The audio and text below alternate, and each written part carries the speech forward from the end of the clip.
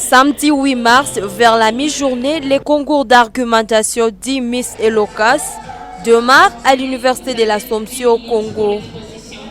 Challenge mettant en défi 3 jeunes femmes étudiantes dans 2 différents départements organisés à l'UAC.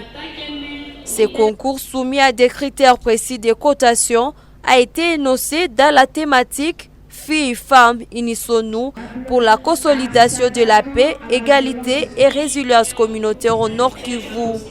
Parmi ces 3 protagonistes, face à un jury composé de 3 membres, Asifiwe Munene, étudiante en Master 1 à Psychologie et Sciences de l'Éducation, a ouvert la compétition en présentant son plaidoyer au public composé d'étudiants et d'autres intéressés. La République démocratique du Congo, notre pays, tourne péniblement des pages les plus sombres de son histoire. Une histoire dramatique. Est-ce qu'il y a des cas concrets que les femmes de Nord Kivu peuvent, sont des cas qui peuvent être imités par les autres femmes, ou s'il n'y en a pas, lesquels proposeriez-vous? La femme et l'homme doivent être présents dans toutes les actions de lutte pour la paix.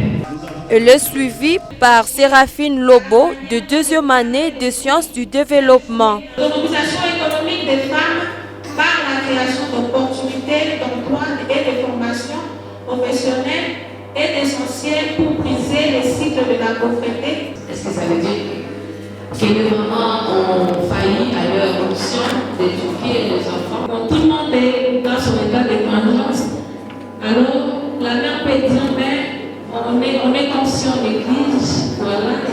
Sarah Lukumbuka, des Master 1 à gestion de l'environnement, clôture la série d'exposés.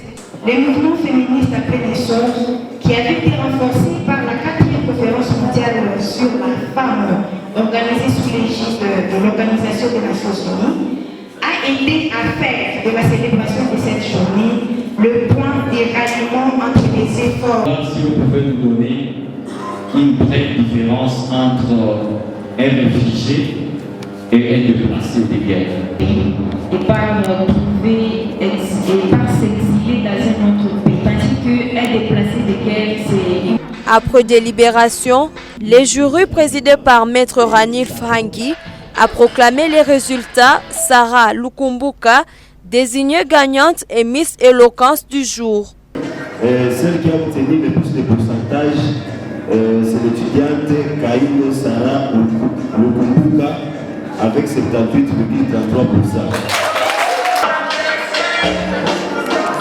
Félicitations.